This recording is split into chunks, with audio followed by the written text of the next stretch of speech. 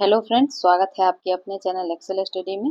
और आज हम लोग देखेंगे बीपीएससी 68 का जो प्रीवियस ईयर क्वेश्चन पेपर है वो, और इससे पहले हम लोगों ने 69 का, 70 का और 70 का जो री एग्जाम है उसका हम लोगों ने previous year question paper solve कर लिया है। तो आप प्लेलिस्ट में जाके उसका भी वीडियो देख सकते हैं। और इसके अलावा जो है आप लोगों को बिहार दरोगा और उसके अलावा बीपीएससी का 71st का जो टेस्ट सीरीज का सीरीज चल रहा है अल्टरनेट में, तो प्लेलिस्ट में जाके आप लोग उसका भी वीडियो देख सकते हैं।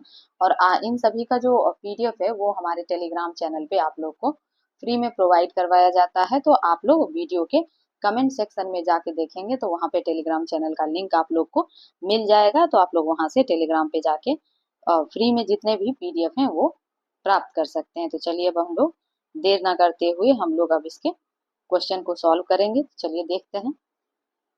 इसमें जो सबसे पहला क्वेश्चन दिया गया है कि भारतीय संविधान के अनुच्छेद 14 में लिखा हुआ कानून के समक्ष समानता किस देश से लिया गया है। तो आपको पता है कि यह ब्रिटेन से लिया गया है। और अनुच्छेद 14 में जैसे कि आप सभी को पता होगा कि लक्ष्मीकांत में अगर आप लोग वहां देखेंगे तो उसमें सीधा मेंशन है कि अनुच्छेद 14 जो है इसमें एक तो कानून के समक्ष समता और दूसरा है कि विधियों का समान संरक्षण।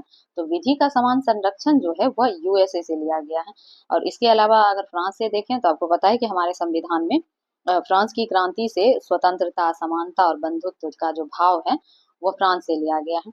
दूसरा है कि भारतीय संविधान को बनाने में कितना समय लगा। तो 2 वर्ष 11 माह और 18 दिन, यानी कि ऑप्शन सी हमारा सही आंसर है। आप सभी को पता है कि भारत के संविधान को बनाने के लिए 60 देशों के संविधानों का पहले अवलोकन किया गया और फिर बाद में भारतीय संविधान का निर्माण किया गया। और इसके लिए टोटल 11 संविधान सभा की बैठक हुई थी। तो ये भी याद रखिएगा। फिर है कि राज्य मंत्रिपरिषद सामूहिक तौर पर किसके प्रति उत्तरदायी है। तो विधानसभा के प्रति। और यही अगर हम लोग संसद में देखेंगे तो वहां जो है जो मंत्रिपरिषद है वो सामूहिक तौर पर लोकसभा के प्रति जिम्मेदार होता है। ये भी आप लोग याद रखिएगा। और राज्य मंत्रिपरिषद का जो वर्णन है संविधान में आर्टिकल 163 के तहत है।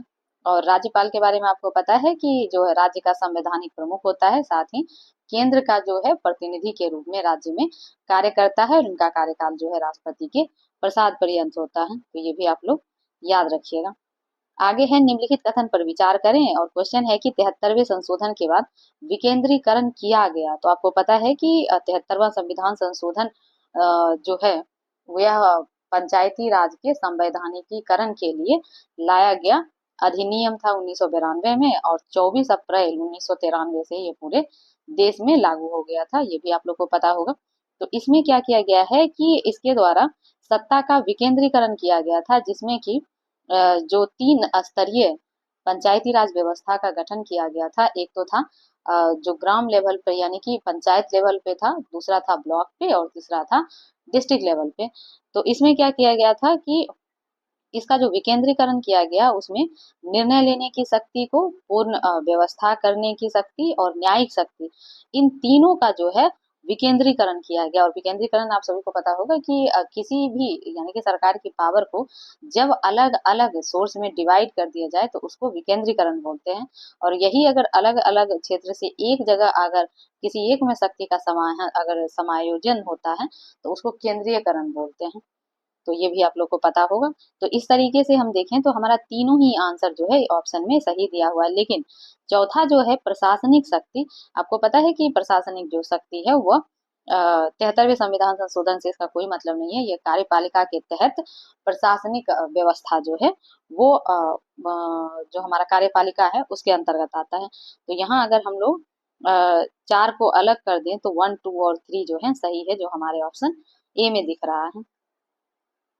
आगे है कि राज्यसभा में प्रतिनिधित्व में शामिल है। तो आपको पता है कि राज्यसभा के जो मेंबर हैं वो अप्रत्यक्ष रूप से नागरिक द्वारा उनके प्रतिनिधि के माध्यम से चुने गए सदस्य हैं। और दूसरा है कि भारत के राष्ट्रपति द्वारा मनोनीत सदस्य हैं, जिनकी संख्या 12 होती है और जो कला, विज्ञान और फिर समाज सेवा इत्यादि क्षेत्र से चुन के जाते हैं। तो बी और सी दोनों सही है, इसलिए ऑप्शन डी सही हो जाएगा। आगे दिया हुआ है निम्नलिखित में से किसका संबंध भारत के सर्वोच्च न्यायालय से है। तो आप देखेंगे तो कॉलेजियम प्रणाली, अपीलीय अधिकार क्षेत्र और मूल अधिकार क्षेत्र, ये तीनों ही संबंधित है, इसलिए ऑप्शन डी जो है वो सही आंसर हो जाएगा। चलिए आगे देख लेते हैं। अब कह रहा है कि 73वें संविधान संशोधन अधिनियम के तहत पंचायती राज संस्थान में चुनाव लड़ने के लिए न्यूनतम कितनी आयु का होना आवश्यक है? तो आपको पता होगा कि 21 वर्ष की आयु होना आवश्यक है। वहीं अगर लोकसभा का चुनाव लड़ना है तो 25 वर्ष और राज्यसभा का सदस्य बनने के लिए जो है 30 साल की आयु होना आवश्यक है और वोटिंग राइट जो है उसके लिए 18 वर्ष का होना जरूरी है। ये आप सबको पता होगा। आगे दिया हुआ है कि भारत में जिला स्तर पर उपभोक्ता विवाद निवारण के लिए या उसके संदर्भ में निम्नलिखित में से कौन सा कथन सही नहीं है, यानी कि जो स्टेटमेंट गलत है उसको बताना है। तो इसमें पहला है कि राज्य सरकार यदि उचित समझे तो एक जिले में एक से अधिक जिला फोरम की स्थापना कर सकती है, ये तो सही है। दूसरा है कि जिला फोरम के सदस्य में एक महिला होगी, तो ये भी सही है। चलिए अब हम लोग आगे देख लेते हैं। आगे है कि जिला फोरम उन शिकायतों पर विचार करता है जहां वस्तुओं या सेवाओं का मूल्य जो है 50 लाख रुपए से अधिक नहीं होता है, तो ये भी सही है। तीनों ही सही है, लेकिन उसने पूछा था गलत, तो हमारा इसमें कोई गलत नहीं है, इसलिए ऑप्शन ई जो है इसका सही आंसर हो जाएगा। आगे दिया हुआ है कि एक पंचायत समिति किस स्तर पर पंचायती राज संरचना का संचालन करती है? तो आपको पता है कि अभी ही हमने देखा है कि पंचायती राज व्यवस्था को 73वें संविधान संशोधन अधिनियम 1992 के द्वारा इसको संवैधानिक दर्जा दिया गया था और इसमें जो है त्रिस्तरीय व्यवस्था किया गया था, जिसमें कि पहला तो ग्राम स्तर पे ग्राम पंचायत, फिर ब्लॉक स्तर पे पंचायत समिति और जिला स्तर पे जिला परिषद का गठन करने का प्रावधान है। और इसमें पूछ रहा है पंचायत समिति, तो यह जो है ब्लॉक स्तरीय निकाय है, यानी कि ऑप्शन सी जो है यह सही हो जाएगा। आगे है निम्नलिखित में से किसे समुदाय विकास के पहले कार्यक्रम के रूप में स्थापित किया गया था? तो राष्ट्रीय विस्तार सेवा, यानी कि ऑप्शन ए जो है वो सही हो जाएगा। और इसके अलावा जो है हम लोग अगर देखें कि एकीकृत ग्रामीण विकास कार्यक्रम जो है यह 1980 में भारत सरकार के द्वारा पूरे देश में क्रियान्वित की गई थी, ये भी आप लोग याद रखिएगा।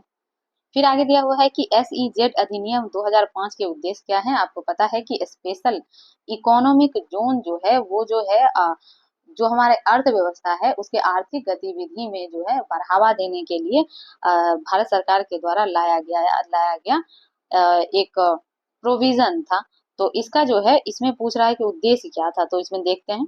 तो एक तो अतिरिक्त आर्थिक गतिविधि का उत्पादन, तो ये तो बिल्कुल सही है, इससे वस्तु और सेवाओं के निर्यात को बढ़ावा मिलेगा, ये भी आपको पता होना चाहिए। और फिर रोजगार निर्माण भी इससे होगा, तो ये भी, इस तीनों ही स्टेटमेंट इसका सही है, इसलिए ऑप्शन ए जो है वो सही हो जाएगा।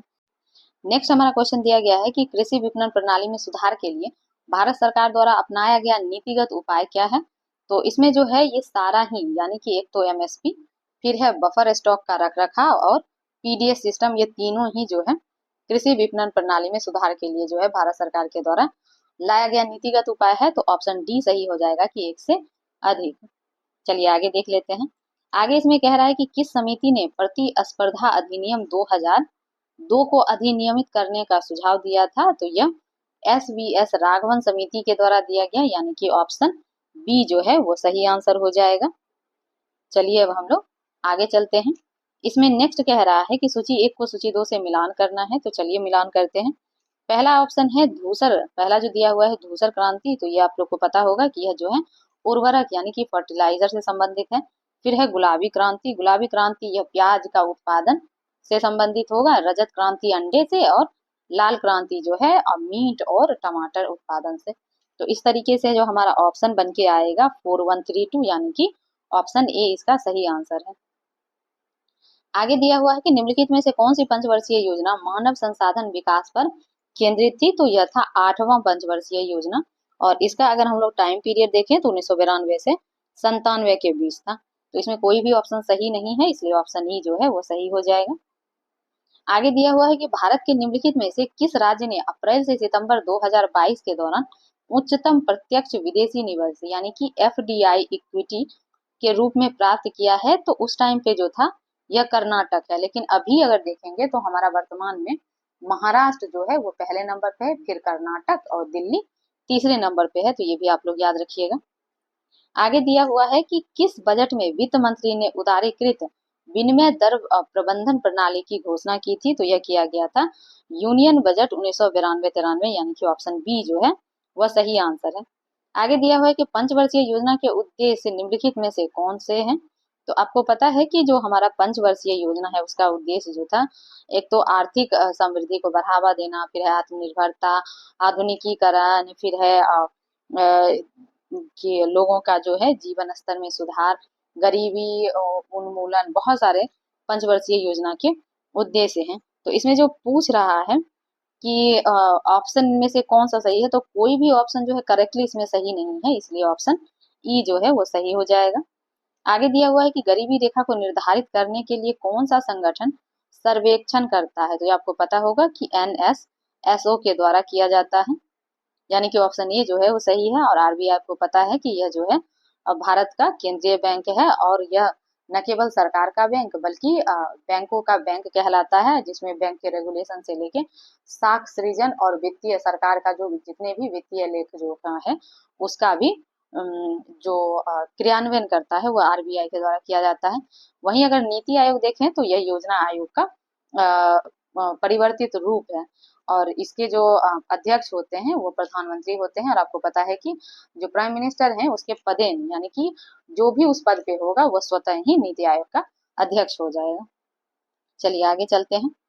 नेक्स्ट जो हमारा क्वेश्चन है कि भारत का व्यापार संतुलन माल और सेवा जो है दिसंबर 2022 में जो अनंतिम के लिए है, तो इसका ऑप्शन सी जो है सही आंसर हो जाएगा। आगे दिए हुए है वर्ष 2020 से 22 के लिए सबसे कम महिला कार्यबल भागीदारी दर कितने प्रतिशत पर बिहार में दर्ज की गई थी, तो उस टाइम पे जो यह था वह था 4% ग्रामीण में और 6.5% शहरी में। लेकिन अभी हम लोग अगर 2024-25 के अनुसार देखेंगे तो बिहार में जो महिला श्रम भागीदारी दर है वह 2023-24 में 20% हो गई है, और यह जो है रिपोर्ट जो है आर्थिक सर्वेक्षण 2024-25 के अनुसार दिया गया है, तो ये आप लोग याद रखिएगा। फिर है अधिकतम कर उद्योग किस जिले में है, तो चूंकि यह जो है कंट्रोवर्शियल क्वेश्चन था इसलिए BPSC जो है इसको रद्द कर दी थी, यानी कि उस क्वेश्चन को डिलीट कर दिया गया था। आगे दिया हुआ है कि केंद्रीय स्वास्थ्य एवं परिवार कल्याण मंत्रालय द्वारा 24 नवंबर 2021 को प्रकाशित राष्ट्रीय परिवार सर्वेक्षण 5 के अनुसार बिहार के जो लिंग अनुपात में काफी अच्छा प्रदर्शन या सुधार हुआ है। यह 2015-16 में यह था 1062 और यह 2020 से 22 में 1090 हो गया था, यानी कि 1062 से 1090 का जो रेशियो है वो यहाँ पे फिल होगा, तो यानी ऑप्शन ए सही है। नेक्स्ट है हमारा कि बिहार आर्थिक सर्वेक्षण 2020-21 के अनुसार 2020-21 में बिहार के सकल राज्य घरेलू उत्पाद यानी GSDP की वृद्धि दर कितनी रही, तो यह ऑप्शन सी जो है सही आंसर था उस टाइम पे, यानी कि 2.5%।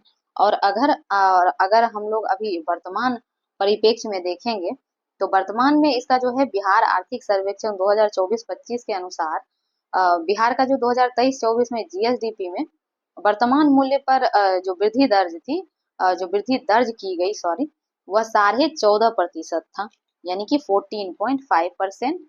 और स्थिर मूल्य पर जो था वह था 9.2%। तो ये आप लोग याद रखिएगा कि वर्तमान मूल्य पर 14.5% और स्थिर मूल्य पर 9.2% की वृद्धि दर थी। आगे है इसमें निम्नलिखित में से कौन सा एक बिहार की अर्थव्यवस्था के मामले में सही है, तो इसमें जो है एक तो बिहार में सबसे कम विकास दर में से एक है जो कि 2.5% है, तो ये बिल्कुल ठीक था। दूसरा है कि बिहार में अधिकतर प्राथमिक वस्तुओं का उत्पादन होता है, तो ये भी आपको पता है कि बिहार जो है एग्रीकल्चरल बेस्ड इकोनॉमी वाला स्टेट है। फिर है अर्थव्यवस्था का व्यापारिक ढांचा ऊपर से स्थिर है, तो ये भी सही है, तीनों सही है, इसलिए ऑप्शन डी जो है वह सही हो जाएगा। नेक्स्ट जो हमारा क्वेश्चन है कि प्रथम बार संघर्ष के तरीकों के रूप में स्वदेशी एवं बहिष्कार किसके दौरान अपनाए गए थे, तो बंगाल विभाजन के दौरान। और ये भी आपको पता होगा कि 16 अक्टूबर 1905 को जो है बंगाल विभाजन किया गया था, और उस टाइम पे जो वायसराय थे वह लॉर्ड कर्जन थे और उन्हीं के द्वारा किया गया था, और इसका उद्देश्य जो था बंगाल में पनपती राष्ट्रवादिता की भावना को खंडन करना था। आगे है होम रूल आंदोलन, तो आपको पता है कि 1916 में जो होम रूल आंदोलन है इसके भारत में 2 व्यक्ति के द्वारा इसका नेतृत्व किया गया, एनी बेसेंट और बाल गंगाधर तिलक के द्वारा, जिसमें एनी बेसेंट मद्रास क्षेत्र से थी और जो बाल गंगाधर तिलक थे यह पुणे और महाराष्ट्र के क्षेत्र में थे। आगे दिया हुआ है इसमें एक और ऑप्शन जो है साइमन कमीशन, तो आपको पता है कि 1919 का जो मॉन्टेगू चेम्सफोर्ड सुधार था उसमें उसकी संवैधानिकता की जांच के लिए प्रत्येक 10 वर्ष में उसकी जांच के लिए एक आयोग के गठन का प्रावधान था। तो उसी के तहत जो है साइमन कमीशन का गठन किया गया। हालांकि यह 3 वर्ष पूर्व किया गया था, क्योंकि ब्रिटेन में उस टाइम सत्ता परिवर्तन यानी कि चुनाव होने वाला था, तो इसी वजह से उन्होंने पहले ही इसका गठन कर दिया था। और इनका आगमन जो है, भारत आगमन फरवरी 1928 में हुआ था, तो ये भी आप लोग याद रखिएगा। नेक्स्ट हमारा दिया गया है 1906 में आयोजित भारतीय राष्ट्रीय कांग्रेस यानी कि आईएनसी कांग्रेस अधिवेशन में भारत के लिए स्वराज का झंडा किसके द्वारा फहराया गया था? तो दादा भाई नेहरू जी का, और इन्हीं की अध्यक्षता में 1906 में जो है कांग्रेस का कलकत्ता अधिवेशन हो रहा था। और ए.ओ. ह्यूम, आपको पता है कि ये जो कांग्रेस का जो स्थापना या संस्थापक जो माने जाते हैं वह ए.ओ. ह्यूम माने जाते हैं, और यह जो थे अंग्रेजी सेना से रिटायर व्यक्ति थे। और गोपाल कृष्ण गोखले, आपको पता है कि यह नरमपंथी थे और भारत के महानतम राष्ट्रवादी में से एक थे, और गांधी जी के द्वारा इनको राजनीतिक गुरु के रूप में स्वीकार किया गया। चलिए आगे चलते हैं। आगे दिया हुआ है कि स्वतंत्रता संग्राम के दौरान भारतीय राज्य जो कि कश्मीर, निजाम के हैदराबाद, त्रावणकोर आदि जैसे भारतीय शासकों द्वारा शासित राज्यों में से एक समानांतर आंदोलन शुरू किया गया था, तो उसका नाम था प्रजामंडल आंदोलन, यानी कि ऑप्शन बी जो है वह सही आंसर है। आगे दिया हुआ है कि भारतीय स्वतंत्रता संग्राम के बारे में निम्नलिखित में से कौन सा कथन सही नहीं है, यानी कि गलत कथन बताना है। तो इसमें जो है ऑप्शन सी गलत हो जाएगा कि वर्ष 1921 में महात्मा गांधी को गिरफ्तार कर लिया गया था, जबकि आपको पता है कि 1920 से 22 का जो टाइम है वह असहयोग का टाइम है, और इस टाइम पे गांधी जी गिरफ्तार नहीं हुए हैं तब तक, जब तक कि उन्होंने इस आंदोलन को वापस नहीं ले लिया है। और आपको पता है कि 5 फरवरी 1922 को चौरा चोरी जो कांड हुआ था उसके एवज में गांधी जी ने आंदोलन को वापस ले लिया था, और उसके बाद गांधी जी को गिरफ्तार कर लिया गया था। तो ये भी आप लोग को पता होगा, तो इसीलिए जो है हमारा ऑप्शन सी सही आंसर हो जाएगा। तो चलिए अब हम लोग आगे देखते हैं। नेक्स्ट हमारा दिया गया है कि अबुल कलाम आजाद के द्वारा किस पत्रिका को संपादित किया गया था? तो अल हिलाल, और इसके अलावा एक और था अल बिलाल करके। और इसके अलावा देखेंगे तो द कॉमरेड जो था यह था मौलाना मोहम्मद अली का, और जमींदार जो था यह मौलाना जफर अली खान के द्वारा जो है उनके द्वारा लाया गया यह पत्रिका था, और उसके संपादक थे। चलिए आगे चलते हैं। आगे दिया हुआ है कि 19वीं शताब्दी के अंत में इतिहास के अध्ययन ने भारत में राष्ट्रीयता की भावना को पैदा करने में किस प्रकार मदद की? तो आप अगर देखेंगे तो ये तीनों ही ऑप्शन जो है वो सही है, क्योंकि एक तो इतिहास की पुनर्व्याख्या करके, और अंग्रेज द्वारा भारतीयों को पिछड़ा, आदिम और खुद पर शासन करने में असमर्थ के रूप में चित्रित करने का खंडन करके, फिर है भारत के गौरवशाली अतीत के बारे में लिखकर और लोगों से उसकी उपलब्धि पर गर्व करने का आग्रह करके, और तीसरा है कि ब्रिटिश शासन के तहत दयनीय स्थिति को बदलने और संघर्ष करने के लिए लोगों से आग्रह करके। तो ये तीनों ही सही है, इसलिए ऑप्शन डी जो है सही हो जाएगा कि एक से अधिक। आगे दिया हुआ है कि नगरों में असहयोग आंदोलन के संबंध में निम्नलिखित में से कौन सा कथन सही नहीं है, यानी कि जो गलत स्टेटमेंट है वो बताना है। तो चलिए हम लोग देख लेते हैं। इसमें जो है एक तो पहला है कि आंदोलन में केवल उच्च जातियों और अमीरों ने भाग लिया था, तो ये तो सीधे गलत है।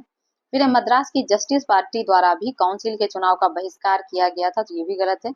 फिर तीसरा है कि हजार छात्रों ने, यानी कि जो बहुत सारे छात्र थे, हजारों छात्र ने सरकारी नियंत्रण वाले स्कूल को छोड़ दिया, और प्रधानाध्यापक और शिक्षक ने भी इस्तीफा दे दिया, और वकीलों ने अपनी प्रैक्टिस छोड़ दी। तो यह बिल्कुल सही है। और गलत पूछ रहा है तो 1 और 2 गलत है, और सॉरी जो कि हमारे ऑप्शन सी में है। मैं ऑप्शन ए कर दी थी, तो आप लोग इसे करेक्ट कर लीजिएगा। ऑप्शन सी सही हो जाएगा कि 1 और 2 जो है वो गलत है। चलिए अब हम लोग आगे चल लेते हैं। अब कह रहा है कि एक सन्यासी जो फिजी में एक गिरमिटिया मजदूर के रूप में काम करने के बाद उस जिले में अपनी पीठ पर तुलसीदास रामायण की एक प्रति लेकर आया था, जिससे वो ग्रामीण श्रोताओं को छंद सुनाता था। तो जिस किसान का जो यहाँ बात हो रहा है, किसान नेता का, वह जो है बाबा रामचंद्र है, यानी कि ऑप्शन सी सही होगा। और आपको पता है कि अवध के किसान आंदोलन को जो है नेतृत्व इनके द्वारा प्रदान किया गया था, या बोले तो संगठित किया गया था। आगे चलते हैं। अब कह रहा है कि ऑल इंडिया हरिजन संघ की स्थापना 1932 में किसके द्वारा किया गया? तो महात्मा गांधी के द्वारा। और ये भी आप लोगों को पता होना चाहिए कि जो ऑल इंडिया हरिजन संघ है इसका जो पूर्ववर्ती नाम था वह था अखिल भारतीय अस्पृश्यता निवारण लीग, जिसको बाद में परिवर्तन करके ऑल इंडिया हरिजन सेवक हरिजन संघ कर दिया गया था, सॉरी। और इसके अलावा आप लोग को पता होगा कि दलित वर्ग को जो हरिजन नाम है वह महात्मा गांधी के द्वारा ही दिया गया था। चलिए आगे देखते हैं। अब कह रहा है कि 20 फरवरी 1947 को प्रधानमंत्री एटली ने भारत से ब्रिटिश शासन को कब तक वापस लेने की घोषणा की थी, तो यह जून 1948 तक। और आपको पता होगा कि जून 1948 में जो है नवनिर्वाचित जो प्रधानमंत्री थे ब्रिटेन के क्लीमेंट एटली, उनके द्वारा ये बोला गया था कि भारत को जून 1948 तक हम आजाद कर देंगे। तो यही इसमें पूछ रहा है, तो ऑप्शन सी जो है हमारा वो सही आंसर हो जाएगा। चलिए आगे चलते हैं अब हम लोग। नेक्स्ट कह रहा है कि स्वराज दल की स्थापना बिहार में किसने की थी, तो यह डॉक्टर श्री कृष्ण सिंह के द्वारा किया गया था, ये आपको पता है। और आप लोगों को पता है कि इनको जो है बिहार केसरी की उपाधि दी जाती है, और यह बिहार के पहले मुख्यमंत्री भी थे जिनको उस टाइम पे प्रधानमंत्री बोला जाता था। आगे है, नमक सत्याग्रह के दौरान बिहार के लोगों ने नमक बनाने के साथ सरकार के विरुद्ध किस कर का विरोध करने का विकल्प चुना, तो किसी अदर कर का जो है विरोध करने का विकल्प नहीं चुना गया था, तो इसलिए ऑप्शन ई सही हो जाएगा। लेकिन इसके अलावा अगर देखें तो चौकीदारी कर का विरोध किया गया था कि हम लोग चौकीदारी कर नहीं देंगे। तो चलिए अब हम लोग आगे चलते हैं कि नेक्स्ट क्वेश्चन क्या है। नेक्स्ट कह रहा है कि श्री कृष्ण सिंह के द्वारा गठित बिहार की निर्वाचित सरकार ने फरवरी 1938 में किस कारण से इस्तीफा दे दिया था, तो इनके इस्तीफा देने का कारण जो था, इनकी मांग थी कि राजनीतिक कैदियों को छोड़ने के कारण। तो ऑप्शन बी जो है वो सही आंसर हो जाएगा। और फिर चलिए हम लोग आगे देख लेते हैं। आगे है कि किसने चंपारण सत्याग्रह के दौरान बिहार में गांधी जी की जान बचाई थी, तो आपको पता होगा कि यह बतख मियां, और यह जो है नेक्स्ट यानी कि 69 बीपीएससी में भी इस क्वेश्चन को रिपीट किया गया था। नेक्स्ट हमारा क्वेश्चन है कि असहयोग आंदोलन के दौरान किसने बिहार में किसानों की अगुवाई की, तो स्वामी विद्यानंद ने। और इनके द्वारा जो है 1919 से लेके 1922 में जो दरभंगा महाराज के विरुद्ध किसान आंदोलन चलाया गया था, उसमें इन्होंने नेतृत्व प्रदान किया था उस आंदोलन को। आगे है कि प्राचीन काल में गंगा के दक्षिणी क्षेत्र को क्या कहा जाता था, तो मगध बोला जाता था, जो ऑप्शन में नहीं है, इसलिए ऑप्शन ई सही आंसर हो जाएगा। और तक्षशिला जो है आपको पता है कि सबसे प्राचीन विश्वविद्यालय था और शिक्षा का केंद्र भी था। आगे है कि भारतीय उपमहाद्वीप में लोहे का प्रचलन कब शुरू हुआ, तो आपको पता होगा कि 1000 ईसा पूर्व यानी कि उत्तर वैदिक का जो टाइम पीरियड था, उस टाइम पीरियड पे लोहे की खोज की गई थी, और फिर उसके बाद इसका प्रयोग भी शुरू हो गया था। तो इसीलिए है, इसमें कोई भी ऑप्शन सही नहीं है, इसलिए ऑप्शन ई जो है इसका सही आंसर हो जाएगा। आगे है कि दूसरी शताब्दी के आसपास रचित संस्कृत के शिलालेख के अनुसार सुदर्शन झील जो है एक कृत्रिम झील या जलाशय था, और इसकी मरम्मत किसने की थी, तो रुद्रदामन ने। आपको पता है कि जूनागढ़ का जो अभिलेख है, जो संस्कृत में लिखा गया अभिलेख है, यह रुद्रदामन का ही शक शासक थे, ये शक शासक, और इन्हीं का वह अभिलेख था। और उसमें जो है, उसमें यह बताया गया है कि जो मौर्य शासक हैं चंद्रगुप्त मौर्य, उनके द्वारा सुदर्शन झील का निर्माण करवाया गया था। और इस झील का जो है क्या बोलते हैं, झील की पुनर्मरम्मति कह रही हूँ, झील के निर्माण के बाद जो उसका मरम्मत करवाया गया था वो सम्राट अशोक के द्वारा करवाया गया। लेकिन इसका जो है पुनर्मरम्मत जो करवाया गया था, यानी कि सम्राट अशोक के बाद इस झील को दोबारा जब बनवाया गया, तो वह बनवाया गया था स्कंदगुप्त के द्वारा। तो ये इसमें जो है रुद्रदामन के अलावा 3 अदर शासकों का भी वर्णन है कि उन्होंने सुदर्शन झील को जो है उनको पुनरुद्धार करने में या फिर उनका सृजन में योगदान है। चलिए अब हम लोग आगे चलते हैं। अब नेक्स्ट कह रहा है कि झांसी के पास जो देवगढ़ का मंदिर और इलाहाबाद के पास गढ़वा मंदिर में बनी मूर्तियां किस कला के महत्वपूर्ण अवशेष हैं, तो गुप्त कला के। आगे है, निम्नलिखित में से किस युद्ध में मुख्य विरोधियों का सही उल्लेख नहीं किया गया है, तो ये आपको पता है कि पानीपत का द्वितीय युद्ध जो है, यह टीपू सुल्तान और मराठा के बीच नहीं बल्कि अकबर और हेमू के बीच लड़ा गया था। और ये आपको पता है कि पानीपत का जो दूसरा युद्ध हुआ था, यह हुआ था हेमू यानी कि अकबर और हेमू के बीच 5 नवंबर 1556 में। तो ये भी आप लोग को पता होगा। और इसके अलावा ये दोनों स्टेटमेंट सही है कि पानीपत का प्रथम युद्ध बाबर और इब्राहिम लोदी के बीच और हल्दी घाटी का युद्ध महाराणा प्रताप और अकबर के बीच हुआ था। नेक्स्ट है कि दिल्ली सल्तनत के दौरान मुकद्दम या चौधरी पद का इस्तेमाल किसके लिए किया जाता था, तो गांव के सरपंच के लिए। तबकाते अकबरी, जिसे कभी कभी अबुल फजल के अकबरनामा से अधिक विश्वसनीय माना जाता है, किसके द्वारा लिखा गया था, तो निजामुद्दीन अहमद के द्वारा, यानी कि ऑप्शन ए सही हो जाएगा। वहीं गुलबदन बेगम को देखें तो हुमायूं नामा जो इनके द्वारा लिखी गई पुस्तक है, वह इनके भाई यानी कि जो अकबर के पिता थे हुमायूं, उनके जीवन पर लिखी गई पुस्तक है और इन्हीं के द्वारा लिखी गई थी, गुलबदन बानो बेगम के द्वारा। आगे चलते हैं। आगे है कि इनमें से किस प्रसिद्ध शासक ने अपनी माता के नाम पर विजयनगर के पास नांगलपुरम की एक उपनगरीय बस्ती की स्थापना की थी, तो यह कृष्णदेव राय के द्वारा किया गया था।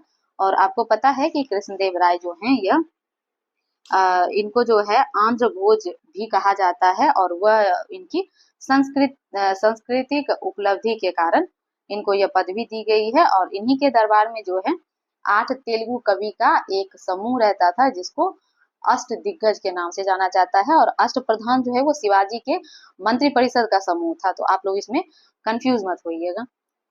तो ये भी आपको पता होना चाहिए। इसके अलावा आपको पता ही होगा कि कृष्णदेव राय जो हैं वह तुलु वंश के थे और विजयनगर साम्राज्य के सबसे महानतम शासक थे। और अमुक्त मालदे जो हैं, इनकी लिखी हुई पुस्तक है, ये भी याद रखिएगा। और फिर हरिहर बुक्का के बारे में आपको पता है कि जो संगम वंश के संस्थापक थे हरिहर और बुक्का ही थे, तो ये भी आप लोग याद रखिएगा। चलिए अब हम लोग आगे चलते हैं। आगे है 1940 में पटना महिला विश्वविद्यालय कह रही हूँ, महाविद्यालय की स्थापना निम्नलिखित में से किस समाज के द्वारा की गई थी, तो यह सिस्टर्स ऑफ द एपोस्टलिक कार्मेल, यानी कि ऑप्शन सी जो है वह सही हो जाएगा। और यह जो है 1940 में किया गया था, तो ईयर भी आप लोग याद रखिएगा। नेक्स्ट क्वेश्चन है कि इनमें से किसने 1947 में भारत और पाकिस्तान के बीच अंतर्राष्ट्रीय सीमाएं खींचने के लिए स्थापित की गई 2 सीमा आयोगों का नेतृत्व किया था, तो ये था सेरिल रेडक्लिफ। और इन्हीं के नाम पे भारत और पाकिस्तान के बीच का जो बाउंड्री लाइन है वह रेडक्लिफ कहलाता है। और अगर इंडिया और चाइना के बीच देखेंगे तो मैकमोहन लाइन है, तो ये भी आप लोग को पता होना चाहिए। नेक्स्ट हमारा क्वेश्चन दिया गया है कि किसने बंगाल में महलवारी बंदोबस्त प्रणाली की शुरुआत की, तो हॉल्ट मैकेंजी। और इसके अलावा जो है लॉर्ड कॉर्नवालिस के बारे में पता है कि इन्हीं के द्वारा जो है 1793 में जो अस्थाई बंदोबस्त लाया गया था, तो यह इन्हीं की देन थी। और महलवारी व्यवस्था जो था इसी का एक पार्ट था, क्योंकि आपको पता होगा कि जो भू राजस्व वसूली के तीन व्यवस्था था, जिसमें एक जमींदारी और एक रैयतवारी और फिर एक महलवारी था, जिसमें महलवारी में ये होता था कि पूरे गांव के साथ जो सरकार का भू राजस्व वसूली का एक एग्रीमेंट होता था, जिसमें गांव से एक व्यक्ति को चुना जाता था, जो व्यक्ति इस चीज के लिए लाइबिलिटी लेता था कि ये उनका दायित्व था कि सरकार को जो है एक निश्चित प्रतिशत में इस टाइम तक लगान देना है। तो चलिए अब हम लोग आगे देखते हैं। आगे कह रहा है कि 1940 में विनोबा भावे ने व्यक्तिगत सत्याग्रह कहाँ से प्रारंभ किया था, तो यह उन्होंने पवनार आश्रम जो कि महाराष्ट्र में है, वहां से इन्होंने शुरू किया था, तो ऑप्शन बी जो है वो सही आंसर हो जाएगा। और आपको पता है कि जो सबसे पहले जो व्यक्तिगत सत्याग्रह के सत्याग्रही थे वह विनोबा भावे थे, और द्वितीय में पंडित जवाहरलाल नेहरू थे, और तीसरे में ब्रह्मदत्त। और याद रखिएगा ब्रह्मदत्त जो है, इससे क्वेश्चन बना हुआ है कि जो तीसरे व्यक्तिगत सत्याग्रही जो थे वह कौन थे। चलिए आगे देखते हैं। नेक्स्ट जो हमारा क्वेश्चन है कि 1918 में मोंटफोर्ड सुधार पर कांग्रेस ने एक महत्वपूर्ण रुख अपनाया, जिसके कारण पुराने उदारवादी अवशेष यानी कि सप्रू, जयकर और चिंतामणि टूट गए, जिन्होंने गठन किया था, तो इनके द्वारा गठन किया गया था इंडियन नेशनल लिबरल फेडरेशन का, यानी कि ऑप्शन सी जो है वो सही आंसर हो जाएगा। वहीं भारत सेवक समाज का जो स्थापना किया गया था, यह किया गया था गोपाल कृष्ण गोखले के द्वारा। और स्वराज पार्टी आपको पता है कि चित्तरंजन दास और मोतीलाल नेहरू के द्वारा 1923 में किया गया था, ये भी आप लोग याद रखिएगा। नेक्स्ट हमारा जो क्वेश्चन बोल रहा है कि कैबिनेट मिशन निम्नलिखित में से किसके लिए भारत भेजा गया था, तो चलिए देख लेते हैं। इसमें पहला है कि एक राष्ट्रीय सरकार की स्थापना के लिए, तो ऐसा कुछ नहीं था, तो ये तो गलत है। दूसरा है कि सत्ता के हस्तांतरण के लिए एक संवैधानिक व्यवस्था तैयार करने के लिए, तो बिल्कुल ठीक है। फिर तीसरा है कि पाकिस्तान के लिए जिन्ना की मांग के ब्यौरे पर काम करने के लिए, तो नहीं, कैबिनेट मिशन ने कभी भी पाकिस्तान के बंटवारे को अप्रूवल नहीं दिया था, तो ये भी गलत है। तो इसमें केवल 2 सही है, तो ऑप्शन बी जो है वो सही हो जाएगा। आगे है कि इनमें से किसने हुमायूं को यह प्रस्ताव दिया था कि यदि उसे बंगाल पर अधिकार करने दिया गया तो वह बिहार को समर्पित कर देगा और 10 लाख दिनार की वार्षिक श्रद्धांजलि अर्पित करेगा। तो यह जो बोला गया था शेर खां के द्वारा, यानी कि ऑप्शन ए जो है वह सही हो जाएगा। तो चलिए आगे देख लेते हैं। और इसमें अगर हम लोग अदर ऑप्शन भी देखें तो बैरम खान, आपको पता है कि यह अकबर का संरक्षक था, और बहादुर शाह जो था यह उत्तरवर्ती मुगल था जिसको साहिब बेखबर के नाम से भी जाना जाता है। चलिए अब हम लोग आगे देख लेते हैं।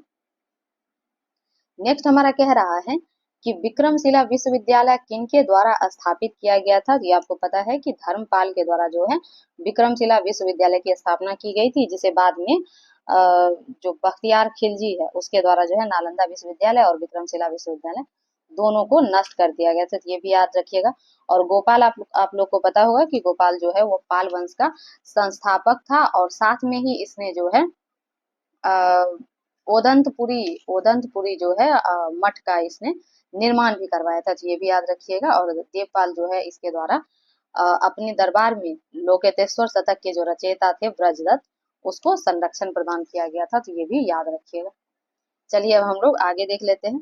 आगे इसमें है कि इनमें से बिहार के प्रथम राज्यपाल कौन थे। तो ये आपको पता होगा कि यह जो थे सर जेम्स डेविड शिफ्टन, यानी कि ऑप्शन ए जो है वो सही आंसर है।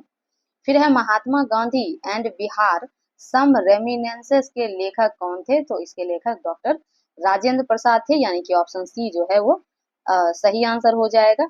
और इसके अलावा आपको पता होगा कि डॉक्टर राजेंद्र प्रसाद जो हैं इनके पास 1946 और 47 में जो पहला मंत्रिमंडल भारत में गठन किया गया था, तो उसमें इनके पास कृषि और खाद्य मंत्री का दायित्व था।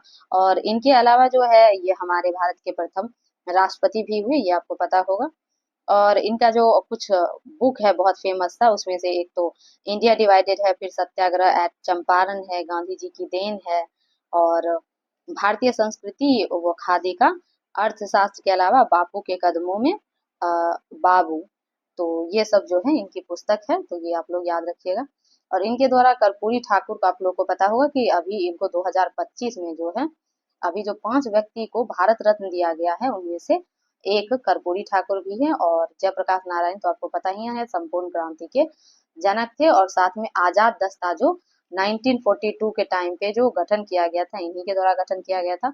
और ये भी याद रखिएगा कि इनको जो 1942 में बांकीपुर जेल में बांकीपुर कह रही हूँ, सॉरी, हजारीबाग जेल में रखा गया था, और वहां से ये दीपावली की रात को भाग आए थे। और क्वेश्चन ये बना था कि वो किस रात में जेल से बाहर आए थे, तो दीपावली। तो ये भी आप लोग याद रखेंगे। नेक्स्ट जो हमारा क्वेश्चन है कि बिहार का सबसे पुराना गिरजाघर कौन सा है। तो यह जो है पादरी की हवेली, यानी कि ऑप्शन सी जो है वह सही आंसर हो जाएगा। और अगर सेंट ल्यूक चर्च को देखें तो यह जो है बिहार के दानापुर में स्थित है। वहीं स्टीफन्स चर्च जो है यह यूपी के बरेली में है, तो ये भी याद रखिएगा। आगे है कि दिवंगत जो अभिनेता हैं कुमुदलाल गांगुली, जिन्हें उनके मंचीय नाम अशोक कुमार से नाम से जाना जाता है, उनका जन्म बिहार के निम्नलिखित में से किस शहर में हुआ था। तो उनका जन्म भागलपुर में हुआ था, यानी कि ऑप्शन बी जो है वो सही आंसर हो जाएगा। आगे देख लेते हैं। आगे कह रहा है निम्नलिखित में से किस केंद्रीय मंत्रालय ने हाल में ही 2022 में युवा 2.0 का शुभारंभ किया। तो यह जो है शिक्षा मंत्रालय की पहल है। और इसमें क्या है कि बेसिकली 30 वर्ष के जो कम आयु के जो लेखक हैं, यानी कि जो युवा और नवोदित लेखक हैं, तो उनके प्रोत्साहन और परामर्श के लिए यह जो है कार्यक्रम या योजना लाया गया है, तो आप लोग को पता होना चाहिए। आगे इसमें कह रहा है कि गृह मंत्रालय ने नवंबर 2022 को देश की कितनी भाषाओं की फील्ड वीडियोग्राफी के साथ भारतीय मातृभाषा सर्वेक्षण कार्य को पूरा किया है। तो 576, यानी कि ऑप्शन सी जो है वो सही आंसर हो जाएगा। फिर निम्नलिखित में से किस समिति ने 1 जून 2026 से पूर्ण मूल्य निर्धारण स्वतंत्रता की सिफारिश करते हुए गैस मूल्य निर्धारण पर एक रिपोर्ट प्रस्तुत की है। तो यह किया गया है किरीट पारेख समिति के द्वारा, यानी कि ऑप्शन बी जो है वो सही हो जाएगा। नेक्स्ट हमारा क्वेश्चन है कि निम्नलिखित में से किस शहर को स्वच्छ सर्वेक्षण 2022 के अनुसार 5 सितारा कचरा मुक्त शहर रैंक से सम्मानित नहीं किया गया था। तो इसमें जो देखें हम, तो इसमें सूरत को, फिर नवी मुंबई को और भोपाल को, इस सभी को जो है 5 स्टार रेटिंग में जो है कचरा मुक्त शहर की रैंकिंग से एक प्रमाण पत्र जो है इनको दिया गया था। तो इसीलिए ऑप्शन ई सही हो जाएगा कि इसमें से जो है नहीं पूछ रहा है तो कोई भी नहीं होगा, यानी कि एक से ज्यादा अगर उसमें पूछा कि दिया गया है तब होता ऑप्शन डी कि उपयुक्त में से एक से अधिक। लेकिन कह रहा है कि नहीं दिया गया तो तीनों को दिया गया है, इसलिए ऑप्शन ई जो है सही आंसर है। तो आप लोग कंफ्यूज नहीं होइएगा। आगे है, प्रधानमंत्री ने निम्नलिखित में से किस स्थान पर पहला ग्रीन फील्ड हवाई अड्डा डोनी पोलो हवाई अड्डे का उद्घाटन किया? तो यह ईटानगर में, यानी कि ऑप्शन बी जो है वो सही हो जाएगा। नेक्स्ट हमारा क्वेश्चन दिया गया है कि किस जानवर को नवंबर 2022 में भारतीय खाद्य सुरक्षा और मानक प्राधिकरण यानी कि FSSAI के द्वारा एक खाद्य पशु के रूप में अनुमोदित किया गया है? तो यह था हिमालयी याक, यानी कि ऑप्शन ए जो है वो सही आंसर हो जाएगा। आगे हमारा क्वेश्चन दिया गया है कि भारत का पहला फ्लोटिंग वित्तीय साक्षरता शिविर हाल में ही इंडिया पोस्ट पेमेंट बैंक द्वारा निम्नलिखित में से किस स्थान पर आयोजित किया गया था? तो श्रीनगर में, और श्रीनगर के भी ये डल लेक जो है वहां आयोजित किया गया था। तो ऑप्शन ए जो है वो सही आंसर हो जाएगा। तो चलिए अब हम लोग नेक्स्ट की ओर चलते हैं। नेक्स्ट क्वेश्चन जो हमारा दिया गया है कि भारत के राष्ट्रपति ने निम्नलिखित में से किस IIT में परम कामरूप सुपर कंप्यूटर सुविधा का उद्घाटन किया? तो यह लगाया गया है IIT गुवाहाटी में, यानी कि ऑप्शन सी जो है वो सही आंसर हो जाएगा। नेक्स्ट है, 8 अक्टूबर 2022 को मनाए गए 90वें भारतीय वायुसेना दिवस पर 80 वायुयान के घंटे भर का हवाई प्रदर्शन निम्नलिखित में से किस स्थान पर आयोजित किया गया था? तो ये आपको पता है कि सुखना झील चंडीगढ़ में, यानी कि ऑप्शन सी जो है वो सही आंसर हो जाएगा। नेक्स्ट हमारा क्वेश्चन दिया गया है कि भारत सरकार के पोषण अभियान के तहत वर्ष के किस महीने को राष्ट्रीय पोषण माह या नेशनल न्यूट्रिशन मंथ के रूप में मनाया जाता है? तो सितंबर को, ऑप्शन बी जो है वो सही हो जाएगा। फिर है कि चीन के तियांगोंग अंतरिक्ष स्टेशन के हाल में ही लॉन्च किए गए अंतिम मॉड्यूल का नाम क्या है? तो यह जो था मैगटियन है, यानी कि ऑप्शन सी जो है ये सही आंसर है। फिर निम्नलिखित में से कौन सा विश्व का सबसे बड़ा ज्वालामुखी है जो पिछले 38 वर्षों में पहली बार फूटा था? तो यह जो है मोना लोआ है, ऑप्शन बी सही आंसर हो जाएगा। और आपको पता होना चाहिए कि मोना लोआ जो है यह विश्व का सबसे बड़ा ज्वालामुखी तो है ही, और यह अमेरिका का जो हवाई द्वीप है उस पे स्थित है। तो ये भी आप लोग को पता होना चाहिए। और इसके अलावा आप लोग को पता होगा कि ज्वालामुखी का जो 3 तरीके का ज्वालामुखी है, जिसमें एक सक्रिय है, सुषुप्त है और एक जो है मृत है।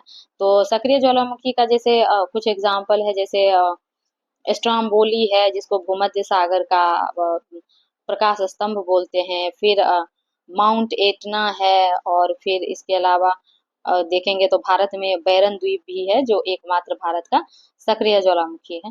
तो इसी तरीके से सुसुप्त में जापान का फ्यूजियामा है, फिर इटली का विसोवियस है, और इंडिया का जो है नारकोंडम भी है। तो आप लोग इस तरीके से इसको रिवाइज कर लीजिएगा क्योंकि ये क्वेश्चन पूछता है।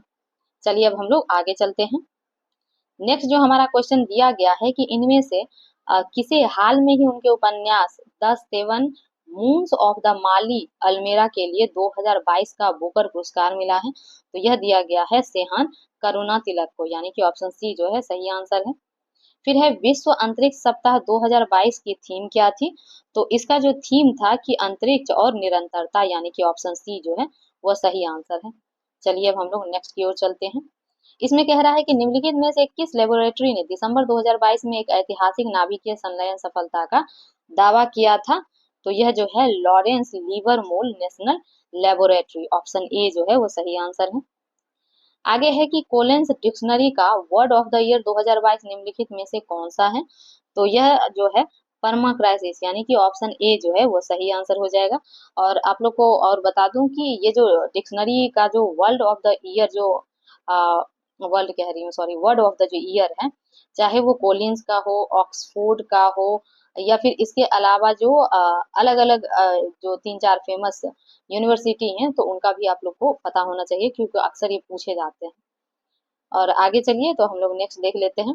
नेक्स्ट है, निम्नलिखित में से किस देश ने सेनेगल के साथ मिलकर COP27 के दौरान अंतर्राष्ट्रीय सूखा लचीलापन गठबंधन का शुभारंभ किया है? तो यह किया गया है स्पेन के द्वारा, यानी कि ऑप्शन सी जो है हमारा वो सही आंसर हो जाएगा। नेक्स्ट जो हमारा क्वेश्चन है कि भारत में पहली बार किस देश के दूतावास ने निहोंसू के लिए जीआई टैग के लिए आवेदन किया था? तो यह जापान का दूतावास था। नेक्स्ट जो हमारा क्वेश्चन दिया गया है कि निम्नलिखित में से किस अंतरिक्ष एजेंसी ने यह घोषणा की कि उसने अपने इक्वेलियस अंतरिक्ष यान को आगे बढ़ाने के लिए भाप का सफलतापूर्वक उपयोग किया है? तो यह जो है दावा किया गया था जेक्सा, यानी कि जो जापान की स्पेस एजेंसी है उसके द्वारा। नासा आपको पता है कि यह जो है स्पेस एजेंसी है अमेरिका की।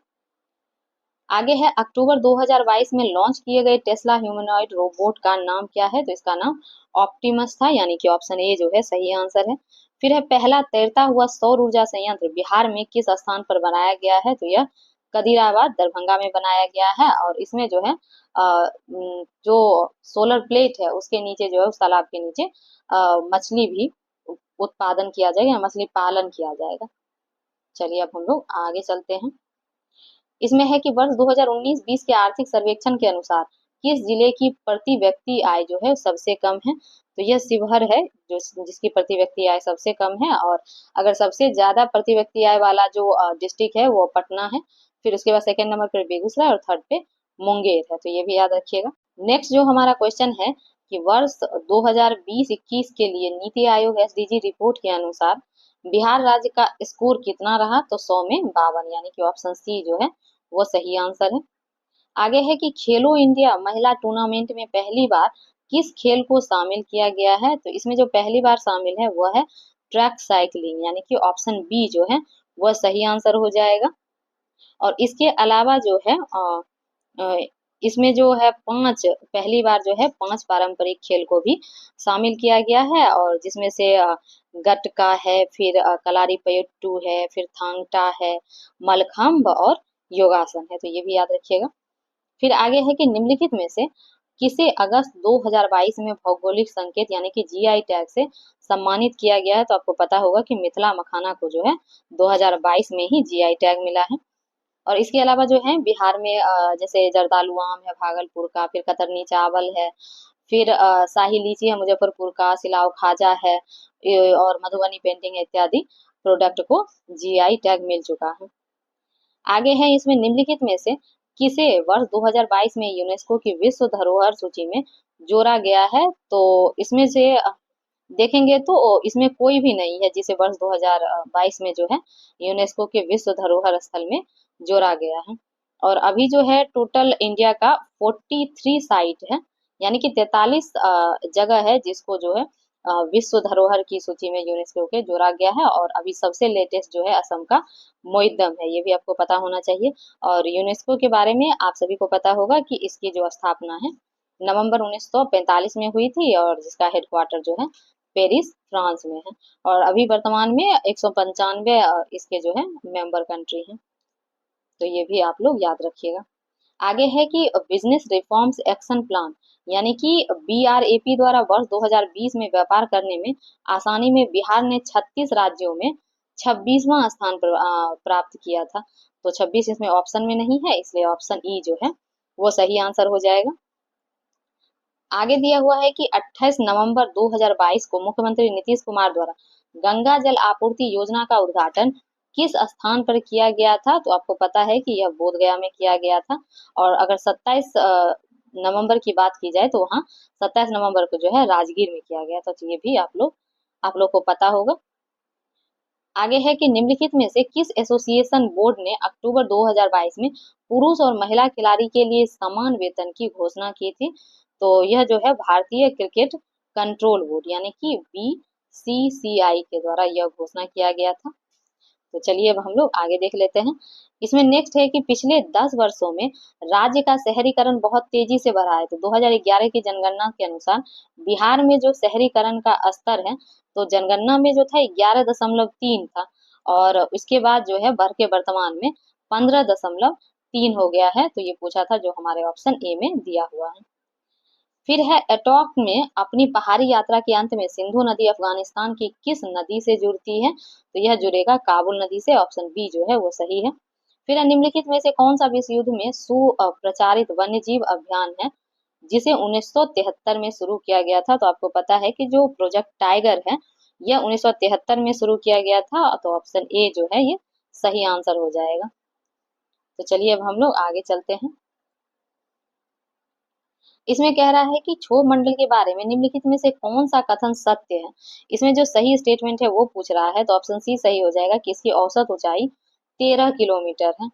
नेक्स्ट हमारा क्वेश्चन है कि पैंजिया से टूटे हुए दक्षिणी महाद्वीप किसके निकट स्तर है? तो गोंडवाना लेक के, यानी कि ऑप्शन बी जो है वो सही आंसर हो जाएगा। फिर है आर्कटिक क्षेत्र और अंटार्कटिका महाद्वीप किसके निकट स्थित है? तो यह आपको पता होगा कि यह जो है उत्तर और दक्षिणी ध्रुव के निकट है। और सहारा रेगिस्तान आपको पता है कि यह जो है अफ्रीका अफ्रीका में पाया जाता है। तो ये भी चलिए अब हम लोग आगे देखते हैं। आगे है कि म्यांमार के साथ भारत के किन राज्यों की सीमाएं मिलती हैं? तो म्यांमार के साथ जो है अरुणाचल, नागालैंड, मणिपुर और मिजोरम, यानी कि ऑप्शन ए जो है वो सही आंसर है। फिर कह रहा है कि निम्नलिखित में से कौन सा समुद्री जैव विविधता के दृष्टिकोण से दुनिया का सबसे समृद्ध क्षेत्र है, जिसमें ज्वार नदमुख, समुद्र तट, निकटवर्ती पर्यावरण के जंगल, समुद्री घास, प्रवाल भित्ति, नमक दलदल और मैंग्रोव के साथ 21 द्वीप शामिल है। तो ये जो सारा कैरेक्टरिस्टिक है वह हमारा है मन्नार खाड़ी बायोस्फीयर रिजर्व, यानी कि ऑप्शन ए जो है वो सही आंसर है। फिर है कि कोपेन के वर्गीकरण, जो कोपेन का जलवायु वर्गीकरण योजना के अनुसार उत्तर प्रदेश और बिहार के किस प्रकार के जलवायु प्रदेश में आते हैं? तो ये आपको पता है कि ये सब जो है CWG के अंतर्गत आता है। नेक्स्ट जो हमारा क्वेश्चन दिया गया है कि भारत की क्षेत्रीय सीमा तट से कितने समुद्री मील या किलोमीटर तक समुद्र की ओर फैली हुई है? तो यह जो यह हो जाएगा ऑप्शन बी, यानी कि 12 समुद्री मील और लगभग 21.9 किलोमीटर। चलिए अब हम लोग आगे चलते हैं। आगे कह रहा है कि भारत में निम्नलिखित में से कौन सी नदी घाटी कोयले के भंडार से समृद्ध है? तो आपको पता होगा कि कोयला जो है दामोदर नदी घाटी, फिर महानदी, फिर गोदावरी और सोन नदी घाटी, ये सभी में जो है कोयले का भंडार पाया जाता है। तो इसीलिए ये सारा ही सेक्टर आ जाएगा। तो ऑप्शन जो है हमारा वो डी सही हो जाएगा कि एक से अधिक ऑप्शन जो है वो सही हो जाएंगे। आगे इसमें दिया गया है कि भारत में चीनी उद्योग के बारे में निम्नलिखित में से कौन सा कथन सही है? तो इसमें पहला जो हम लोग अगर ऑप्शन देखें तो इसमें ऑप्शन डी जो है वो सही हो जाएगा। कारण क्या है कि यह जो है कम वजन कम करने वाला उद्योग है, तो इससे तो कोई लेना देना नहीं है। लेकिन इसमें है कि महाराष्ट्र जो है देश में अग्रणी चीनी उत्पादक के रूप में उभरा है, ये स्टेटमेंट जो है यह बिल्कुल सही है। और इसके अलावा उत्तर प्रदेश चीनी का दूसरा सबसे बड़ा उत्पादक है, ये भी सही है। तो बी और सी दोनों सही है, तो ऑप्शन डी जो है हमारा वो सही हो जाएगा। नेक्स्ट है कि ग्रीष्म के अंत में पूर्व मानसून वर्षा होती है और जो केरल और कर्नाटक के तटीय क्षेत्रों में एक सामान्य घटना है। इसे स्थानीय रूप से किस नाम से जाना जाता है? तो इसको जो है मैंगो सावर्स के नाम से जाना जाता है, यानी कि ऑप्शन सी जो है वह सही आंसर है। और अगर हम लोग देखें तो जो चेरी ब्लॉसम सावर है यह जो है कर्नाटक में जब कॉफी कॉफी का जो क्षेत्र है जो उसमें इस वर्षा के कारण जो है वहाँ के फूल खिलने लगते हैं, तो इस कारण से ही जो इसको है चेरी ब्लॉसम्स या कॉफी वर्षा के नाम से इसको बोला जाता है। नेक्स्ट है कि वातावरण मुख्य रूप से किसके द्वारा गर्म होता है? तो यह जो है दीर्घ तरंगीय स्थलीय विकिरण के द्वारा गर्म होता है। और आप लोग को पता होगा कि पृथ्वी का जो सूर्य तप, यानी पृथ्वी को जो सूर्य से उष्मा का भाग प्राप्त होता है तो उसको सूर्य तप बोलते हैं। तो यह सूर्य तप जो प्राप्त होता है वो लघु तरंग के रूप में प्राप्त होता है, तो ये भी आप लोग को पता होगा।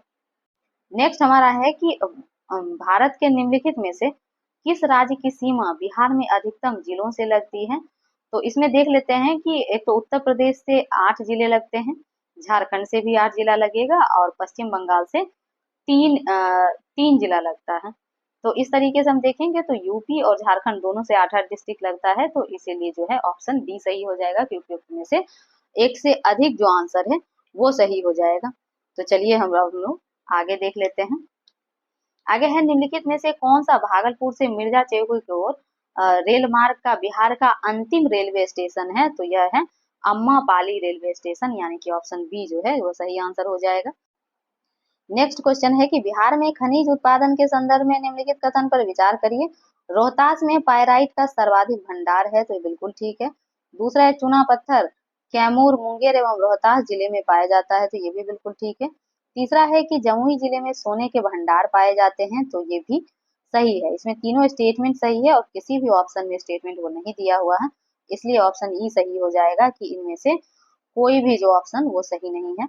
आगे है कि बिहार में बहने वाली पवित्र नदी फल्गु निम्नलिखित में से किन नदियों के संगम से बनती है, तो यह जो है मोहाना और लीलाजन नदी के संगम से बनता है।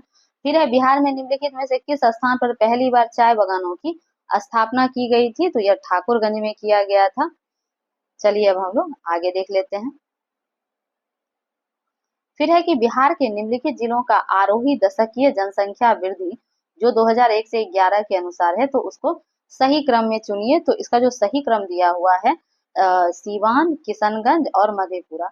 और इसमें देखिएगा तो सीवान जो है लेस देन किशनगंज है और किशनगंज जो है लेस देन मधेपुरा है, तो ऑप्शन ए जो है वो सही हो जाएगा। नेक्स्ट हमारा दिया हुआ है कि बिहार में कृषि आधारित उद्योग में किस खाद्य उद्योग का प्रभुत्व है, तो यह जो है अनाज आधारित उद्योग जो है वो सबसे ज्यादा जो है बिहार में उसका प्रभुत्व है। आगे दिया हुआ है कि 20 सेंटीमीटर फोकस दूरी के एक उत्तल लेंस की सतह पर सफेद घोरे का प्रतिबिंब बनाने के लिए बड़ी संख्या में काले रंग की पतली पट्टियां बनाई जाती है, तो यह प्रतिबिंब कैसा बनेगा, तो यह जो है कम चमक वाला एक घोरे के जैसा प्रतिबिंब बनेगा। ऑप्शन सी सही आंसर है। नेक्स्ट क्वेश्चन जो दिया गया है कि ध्वनि की तीक्ष्णता किसके द्वारा निर्धारित की जाती है, तो ध्वनि की जो तीक्ष्णता है वो बेसिकली आवृत्ति पर निर्भर करती है, तो इसीलिए इसमें से आवृत्ति कहीं दिया हुआ नहीं है, तो ऑप्शन ई जो है वो सही आंसर है। चलिए अब हम लोग आगे देख लेते हैं। आगे कह रहा है कि निम्नलिखित में से कौन फोटो इलेक्ट्रिक उपकरण डिजिटल अनुप्रयोग के लिए सबसे उपयुक्त है, तो यह जो है फोटोवोल्टिक सेल यानी कि ऑप्शन ए जो है वो सही आंसर है। फिर है बॉल बेयरिंग का उपयोग स्थैतिक घर्षण को निम्नलिखित में से किसमें परिवर्तित करने के लिए किया जाता है, तो यह जो है रोलिंग घर्षण को परिवर्तित करने के लिए यानी कि स्थैतिक घर्षण को रोलिंग घर्षण में परिवर्तित करने के लिए किया जाता है बॉल बेयरिंग का यूज, तो ऑप्शन सी जो है वो सही आंसर हो जाएगा। नेक्स्ट जो दिया हुआ है कि फुटबॉल के खेल में एक गोलकीपर फुटबॉल को गोल में पकड़ने के बाद अपने हाथों को पीछे की ओर खींचता है, यह गोलकीपर को किस प्रकार सक्षम बनाता है, तो ये आपको भी पता होगा कि यह जो है संवेग परिवर्तन की दर को कम करता है, जिस वजह से हाथ पे जो है चोट लगने के चांसेस कम होते हैं, तो इसीलिए ऑप्शन सी जो है वो सही आंसर हो जाएगा। फिर है निम्नलिखित में से कौन सा एक रेडियोधर्मी तत्व द्वारा उत्सर्जित धनात्मक रूप से आवेशित कण है, तो यह जो है अल्फा कण है यानी कि ऑप्शन बी जो है वो सही आंसर हो जाएगा। फिर है कि केंद्राभिमुखी बल जो है किसके लिए जिम्मेदार है, तो यह वस्तु को वृत्ताकार पथ पर गतिमान बनाए रखने के लिए जिम्मेदार होता है, और आपको पता है कि जो केंद्राभिमुखी बल होता है यह हमेशा जो है इसकी दिशा वृत्त के केंद्र की ओर होता है, तो इसीलिए जो है ऑप्शन ए हमारा सही आंसर हो जाएगा। नेक्स्ट हमारा है कि निम्नलिखित में से किस ऊर्जा परिवर्तन में घर्षण बल शामिल होता है, तो इसमें जो शामिल होता है गतिज ऊर्जा से ऊष्मा ऊर्जा यानी कि ऑप्शन सी जो है वो सही आंसर है। फिर है एक बस जब सीधे रास्ते पर चल रही है और अचानक दाईं ओर एक तेज मोड़ लेती है, तो बस में जो बैठा हुआ यात्री है वह बाईं ओर झुक जाएगा। आगे है कि एक संगीत कार्यक्रम में ऑर्केस्ट्रा बजाने से पहले एक सितार वादक तनाव को समायोजित करने की कोशिश करता है और स्ट्रिंग को उपयुक्त रूप से बांधता है, ऐसा करके वह क्या ठीक करने की कोशिश करता है, तो वह जो है अन्य वाद्य यंत्रों की आवृत्ति के साथ सितार स्ट्रिंग की आवृत्ति को ठीक करने की या उसके जो समरूप समायोजित करने की कोशिश करता है। आगे है कि पदार्थ के एक रूप का कोई निश्चित आकार नहीं होता है लेकिन इसका एक निश्चित आयतन होता है, तो पदार्थ के इस रूप का एक उदाहरण कौन सा है, तो यह जो है मिट्टी का तेल हो जाएगा यानी ऑप्शन बी। फिर है कि कुछ धातु ऑक्साइड अम्ल और क्षार के साथ अभिक्रिया कर नमक और पानी बनाते हैं, उन्हें उभयधर्मी ऑक्साइड कहते हैं, तो उभयधर्मी ऑक्साइड का जो एग्जाम्पल है तो यह जो हो जाएगा ऑप्शन ए सही आंसर है। फिर है कि कौन सी गैस अपने ग्रीन हाउस प्रभाव से ग्लोबल वार्मिंग में योगदान करती है, तो यह जो है एक तो नाइट्रस ऑक्साइड है, फिर कार्बन डाइऑक्साइड भी है और मीथेन भी है, इसलिए ऑप्शन डी जो है वो सही आंसर है। नेक्स्ट जो हमारा दिया गया है कि धातु अम्ल धातु जो है कार्बोनेट से अभिक्रिया कर डैश गैस मुक्त करता है, तो यह कार्बन डाइऑक्साइड यानी कि ऑप्शन ए जो है वह सही आंसर है। फिर जो हमारा दिया हुआ है कि इस ये जो फॉर्मूला है आपको पता होगा, तो ऑक्जेलिक एसिड का है। यह कौन सा एसिड या अम्ल कहा जाता है, तो यह ऑक्जेलिक का है यानी कि ऑप्शन ए जो है वो सही आंसर है। चलिए आगे देखते हैं। आगे कह रहा है कि आपको 3 परख नलियां दी गई है, उसमें से एक में आसुत जल है और अन्य 2 में जो है, एक में अम्लीय विलयन तथा दूसरे में क्षारीय विलयन है। तो इसमें से किसमें लाल लिटमस जो है वह नीला हो जाएगा? तो ये भी आपको पता है कि जो क्षार है वह लाल लिटमस को नीला कर देता है और अम्ल जो है नीला को लाल, तो ये भी आप लोग को पता होगा। नेक्स्ट हमारा क्वेश्चन है कि एसिटिक अम्ल की गंध किसके समान होती है? तो ये सिरके की समान होती है यानी कि ऑप्शन सी जो है वह सही आंसर है। नेक्स्ट है हमारा कि जब हाइड्रोक्लोरिक गैस जो है शुष्क लिटमस पत्र का रंग क्यों नहीं बदलती है? तो इसका जो कारण हो जाएगा कि जब कोई H3O प्लस आयन मौजूद नहीं होंगे तो लिटमस जो है केवल H3O प्लस आयन की उपस्थिति में रंग बदलता है, यानी कि ऑप्शन बी जो है इसका सही आंसर है। आगे दिया हुआ है कि विषम का पता लगाइए, तो इसमें जो विषम है उसमें से कोई भी नहीं है, सारा ही एक ही है कि सीमेंट की सेटिंग या कोयले का जलना या फल का पकना, ये सारा ही जो है रासायनिक परिवर्तन का एग्जाम्पल दिया हुआ है, तो इसीलिए जो है ऑप्शन ई हमारा सही आंसर हो जाएगा। आगे दिया हुआ है कि हीरे और ग्रेफाइट के बारे में निम्नलिखित में से कौन सा कथन सत्य है? तो इसमें देखिए, तो पहला है कि उसके पास समान क्रिस्टल है, तो ये गलत है। दूसरा समान डिग्री की कठोरता है, तो ये भी गलत है। समान उसकी विद्युत चालकता है, तो ये भी गलत है। इसमें कोई भी सही नहीं है, इसलिए ऑप्शन ई जो है सही आंसर है। फिर है इसमें किसमें जो है परिवर्तन के कारण रंध्र खुलते या बंद होते हैं? तो यह कोशिकाओं में पानी की मात्रा के कारण, यानी कि ऑप्शन बी जो है वह सही आंसर है। चलिए आगे देखते हैं। आगे कह रहा है कि क्लोरोफिल जो है सूर्य के प्रकाश का डैश तरंग दैर्ध्य को अवशोषित करता है, तो ये भी आपको पता होगा कि लाल और नीले रंग में जो है प्रकाश संश्लेषण की जो अभिक्रिया है वो सबसे ज्यादा होता है, तो ये भी आपको पता होना चाहिए। आगे है निम्नलिखित में से कौन कौन सा जो मेल है वो सही नहीं है? तो इसमें जो ऑप्शन ए है वो सही नहीं होगा कि आधार के पास जो शाखाओं के साथ मोटा कठोर तना जो है वह पेड़ है, तो ये जो है ऑप्शन गलत है। आगे है कि सक्शन पुल के कारण पेड़ में बहुत ऊंचाई तक पानी जो है वो पहुंच जाता है, तो उसका जो कारण है, तो उसका कारण हो जाएगा वाष्पोत्सर्जन, तो ऑप्शन बी जो है वो सही आंसर है।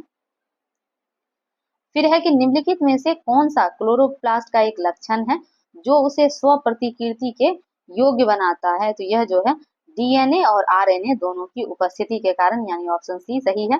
फिर है कंकाल वे हड्डी हैं जो सॉरी कंकाल जो है वह हिस्से हैं जो हड्डियों की तरह सख्त नहीं होते हैं और जो मोड़े जा सकते हैं, तो वह है, वो आपको पता है कि वो कार्टिलेज है और जो कि हमारे ज्वाइंट के पास में रहता है, जिससे हम क्या कर सकते हैं, उसको इजिली मूव कर पाते हैं। फिर है लाइकेन में एक क्लोरोफिल युक्त पार्टनर जो है डैश एक साथ रहता है, तो यह जो है कवक और शैवाल है। आपको पता है कवक और शैवाल के ही मिलने से लाइकेन का निर्माण होता है। नेक्स्ट हमारा क्वेश्चन है कि मादा एनीफिलीज को मादा क्यूलेक्स से अलग किया जा सकता है क्योंकि यह बैठती है, तो यह जो बैठेगी अध स्तर के साथ एक कोण पर, यानी कि ऑप्शन ए जो है वह सही हो जाएगा। आगे है शरीर की प्रतिरोधक क्षमता से जुड़ा सबसे महत्वपूर्ण कोशिका प्रकार है, तो यह जो है लिम्फोसाइट है, यानी कि ऑप्शन बी जो है वो सही आंसर हो जाएगा। और आपको पता है कि जो लिम्फोसाइट है उसका जो मेन काम होता है एंटीबॉडी का उत्पादन करना। नेक्स्ट जो हमारा क्वेश्चन है कि मानव शरीर की मांसपेशियों के बारे में निम्नलिखित में से कौन सा कथन गलत है? तो ऑप्शन सी जो है वो गलत हो जाएगा कि मांसपेशियां केवल हड्डी को धक्का दे सकती है, ऑप्शन सी जो है वो गलत है। नेक्स्ट जो हमारा क्वेश्चन है वो रीजनिंग का दिया हुआ है, तो मैं इसका आंसर बता देती हूँ, आप लोग इसको सॉल्व करके मिला लीजिएगा। तो 141 का आंसर है ऑप्शन ए। फिर 142 जो है मैथमेटिक्स है और इसका आंसर ऑप्शन सी हो जाएगा, और इसे तो आप ऑप्शन से ही सॉल्व कर सकते हैं, तो इसीलिए आप लोग देख लीजिएगा। फिर आगे दिया हुआ है 143, यह भी मैथमेटिक्स का क्वेश्चन है और इसका आंसर हो जाएगा ऑप्शन बी यानी कि 396। फिर आगे दिया हुआ है निम्नलिखित शब्दों को तार्किक और सार्थक क्रम में सजाइए, और इसमें से दिया हुआ है, तो चलिए हम लोग देख लेते हैं कि इसमें जो है क्या बोलते हैं कि वरीयता क्रम दिया हुआ है इसमें, और वरीयता क्रम जो है इससे बीपीएससी में इससे क्वेश्चन अक्सर क्वेश्चन इससे एक पूछता ही है, तो ये भी आप लोग याद रखिएगा। और उसमें ज्यादा नहीं है, 10 वरीयता क्रम है, जिसमें से कुछ में जो है ABCD करके कुछ उपखंड भी दिया हुआ है। तो आप लोग याद करिएगा, 1-2 बार में याद हो जाएगा। तो चलिए मैं इसको लगा देती हूँ। इसमें सबसे पहला जो आएगा, तो अगर इसमें अगर आप लोग देखेंगे तो सबसे पहले राष्ट्रपति का पद है, और राष्ट्रपति के बाद फिर उपराष्ट्रपति का पद आएगा, फिर प्राइम मिनिस्टर अगर हैं तो प्राइम मिनिस्टर, फिर उसके बाद अध्यक्ष आएंगे लोकसभा के, और फिर लास्ट में सांसद। तो इस तरीके से हम अगर देखें तो 2, 1, 4, 3 और 5 जो हमारा ऑप्शन बी में है, तो ऑप्शन बी जो है इसका सही आंसर है। फिर है नेक्स्ट में यहाँ दिया हुआ है मैथमेटिक्स का क्वेश्चन, तो इसका जो आंसर है ऑप्शन ए हो जाएगा, और ये भी बहुत इजी है, आप लोग इसे ऑप्शन देख के आप बना सकते हैं। फिर है निम्नलिखित में से कौन सा कथन असत्य है, तो ये भी मैथमेटिक्स का क्वेश्चन है। इसका ऑप्शन ई जो है वो सही हो जाएगा, क्योंकि इसमें जो है सारा कैरेक्टरिस्टिक लगभग सभी समान ही है, और तो इसीलिए सारा ही सही हो जाएगा। अब है 147 का ऑप्शन बी हो जाएगा, और ये ब्लड रिलेशन का दिया हुआ, तो ये थोड़ा सा टिपिकल था, क्योंकि इसको अगर आप लोग सॉल्व करने के लिए अगर आप गौर से थोड़ा भी कहीं मिस्टेक करिएगा तो आप कंफ्यूज हो जाइएगा। तो ये ब्लड रिलेशन का भी आप लोग सॉल्व कर लीजिएगा। आगे दिया हुआ है तो रीजनिंग है, तो इसका मैं आंसर बता देती हूँ। तो इसका जो है, इसमें कोई सा भी जो है वो आंसर सही दिया हुआ ही नहीं है, इसीलिए ऑप्शन इसका ई सही हो जाएगा। इसका रियली में जो आंसर निकल के आता है वह है 120। तो आप लोग सॉल्व कर लीजिएगा, और फैक्टर का क्वेश्चन है तो आप लोग को इजिली आप लोग से सॉल्व हो जाएगा। आगे दिया हुआ है कि इसमें से ये सीरीज सीरीज का जो है वो रीजनिंग दिया हुआ है, तो इसका जो आंसर हो जाएगा 77। और ये क्वेश्चन जो है 70th वाले में भी अगर आप लोग देखे होंगे तो ये क्वेश्चन रिपीटेड है, सेम सेम एलिमेंट के साथ, और सेम यही क्वेश्चन था। फिर अब लास्ट जो क्वेश्चन है इस सेट का, उसका जो है ये श्रृंखला है, यानी कि इसमें जो है सीरीज का रीजनिंग दिया हुआ है, और आंसर इसका ऑप्शन सी हो जाएगा 428। तो इस तरीके से हम लोगों ने जो 68 बीपीएससी का जो पीवाई का जो क्वेश्चन था वो सारा ही हम लोगों ने देख लिया है। तो आप लोगों को अगर इसका पीडीएफ चाहिए तो आप हमारे टेलीग्राम चैनल से जुड़ के वहां से इसका पीडीएफ प्राप्त कर सकते हैं। और इसके अलावा बिहार दरोगा और अन्य बीपीएससी 71st जो अभी बीपीएससी का जो प्रीलिम्स आने वाला है उसका टेस्ट सीरीज भी आप लोग को वहाँ उसका पीडीएफ प्रोवाइड करवाया जाता है फ्री में। और इसके अलावा आप लोग को कोई अदर कंटेंट भी चाहिए तो आप हमें बता सकते हैं। मैं बिल्कुल कोशिश करूंगी कि आपकी डिमांड के अकॉर्डिंग मैं कंटेंट लेके आऊं। और अगर आप लोग को हमारा चैनल या फिर हमारा कंटेंट पसंद आता हो तो आप हमें लाइक और सब्सक्राइब भी कर सकते हैं। इससे हमें मोटिवेशन मिलता है, और साथ में हमें आप लोग के साथ काम करने के लिए और भी उत्साह एक तरीके से आप लोग बोल सकते हैं। तो इसीलिए आप लोग हमें सपोर्ट करते रहिए, और अभी तक आप लोग हमारे साथ बने हुए हैं तो आप सभी का धन्यवाद। Thank you so much.